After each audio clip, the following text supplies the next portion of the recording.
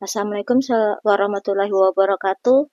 Selamat pagi rekan-rekan. Perkenalkan nama saya Yasmin. Selama beberapa menit ke depan, saya ingin berbicara tentang sesuatu yang sangat penting bagi kita semua.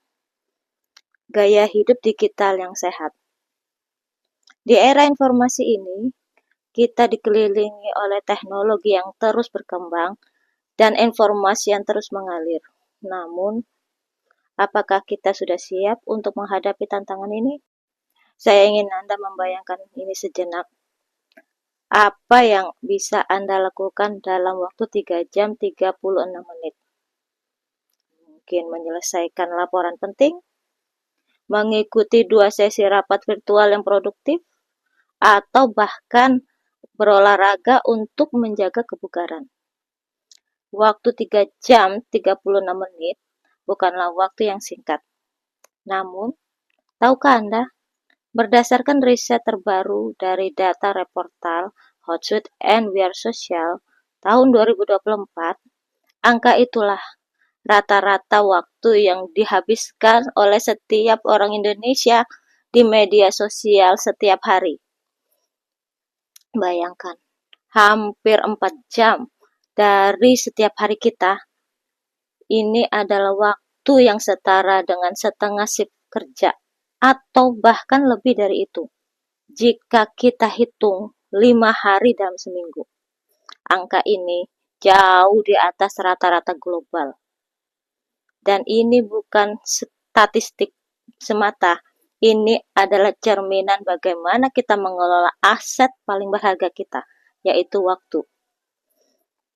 Khusus bagi kita, setiap detik waktu yang kita miliki, baik di dalam maupun di luar jam kerja, memiliki potensi yang untuk berkontribusi untuk efisiensi kerja dan kesejahteraan pribadi kita.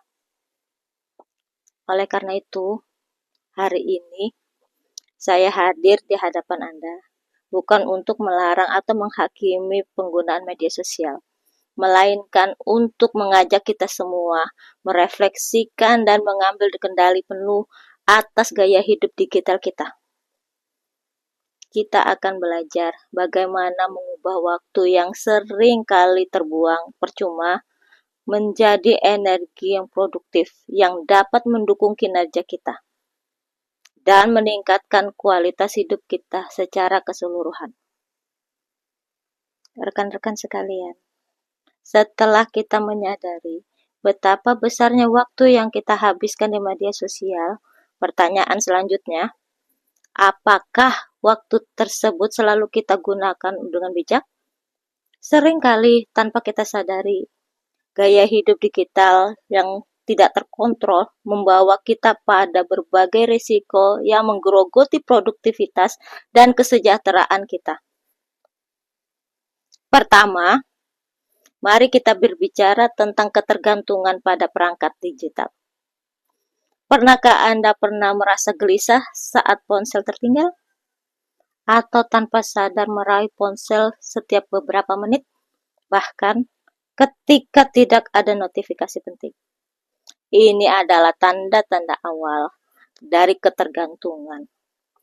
Perangkat digital yang seharusnya menjadi alat bantu bisa berubah menjadi pengalih perhatian utama yang mencuri fokus kita dari pekerjaan dan interaksi kita kepada dunia nyata. Kedua, dampak pada kelelahan mental dan fisik. Paparan layar yang berlebihan, notifikasi yang tak henti, serta banjir informasi, baik positif maupun negatif, dapat menyebabkan digital fatigue atau kelelahan digital. Mata lelah, sakit kepala, pola tidur terganggu, hingga kesulitan berkonsentrasi adalah efek samping yang sering kita abaikan. Bayangkan, bagaimana kita bisa optimal menjalankan tugas-tugas jika fisik dan mental kita terus-menerus dalam kondisi lelah. Dan yang ketiga, yang mungkin paling ironis yang dari dunia yang saling terhubung ini adalah isolasi sosial.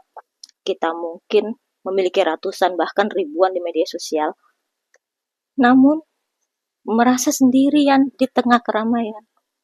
Interaksi virtual sering kali dangkal, tidak dapat sepenuhnya menggantikan kualitas hubungan tatap muka, berbagi cerita, atau sekedar minum kopi dengan rekan kerja. Padahal kolaborasi dan dukungan sosial sangat penting di lingkungan kerja.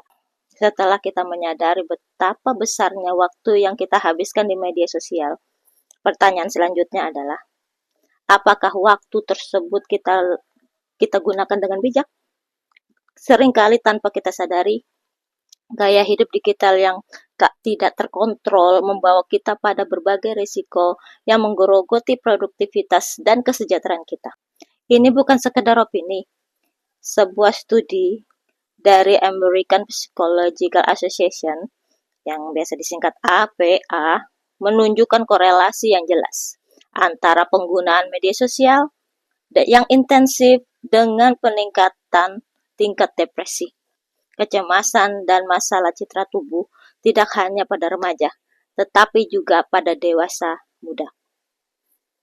Ini adalah data yang perlu kita renungkan, bukan hanya sekedar individu, sebagai bagian dari tim yang produktif.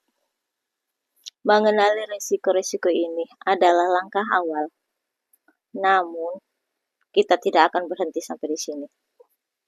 Saya tidak ingin kita takut atau cemas, melainkan termotivasi untuk mengambil kontrol penuh untuk gaya hidup kita. Karena dengan mengambil kontrol, kita tidak hanya meningkatkan produktivitas kerja kita, tetapi juga kualitas hidup kita secara keseluruhan.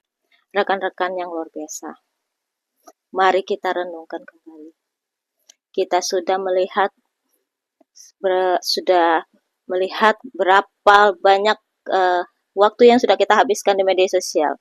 Bila tidak dikelola dengan bijak, bisa mengundang risiko mulai dari ketergantungan, kelelahan mental, dan fisik, hingga isolasi sosial yang pada akhirnya menggerus produktivitas dan kesejahteraan kita. Data dari American Psychological Association dan Harvard Publishing telah memperkuat ini bukanlah hal yang sepele, melainkan isu krusial yang perlu kita tanggapi dengan serius. Namun, kita juga telah dilengkapi dengan strategi praktis. Melakukan digital detox secara teratur, memanfaatkan teknologi untuk meningkatkan produktivitas, serta menjaga harmonitas dengan kehidupan digital dengan online kita. Ini adalah langkah-langkah konkret yang dapat membantu kita mengambil kendali penuh atas hidup kita. Bayangkan dampaknya jika setiap dari kita mampu mengalihkan bahkan separuh dari 3 jam 36 menit itu untuk fokus pada pekerjaan dan belajar untuk meningkatkan kualitas hidup.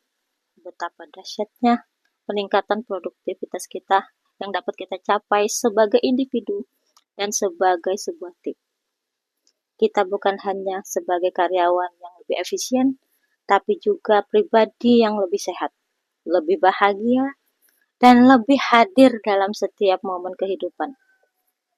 Maka dari itu, saya mengajak Anda semua mulai hari ini untuk membuat perubahan kecil namun berdampak besar. Mungkin dengan menonaktifkan notifikasi saat bekerja atau menetapkan zona bebas gadget di meja makan malam kita. Setiap langkah kecil adalah investasi pada diri kita sendiri, pada karir kita, dan pada masa depan energi Indonesia. Ingatlah, waktu adalah aset yang paling berharga yang kita miliki. Mari kita kelola waktu emas itu dengan bijak. Mari kita buktikan bahwa kita cerdas dalam mengelola setiap detiknya untuk produktivitas kita dan kesejahteraan optimal. Terima kasih atas perhatian Anda. Mari kita menjadi versi terbaik dari diri kita.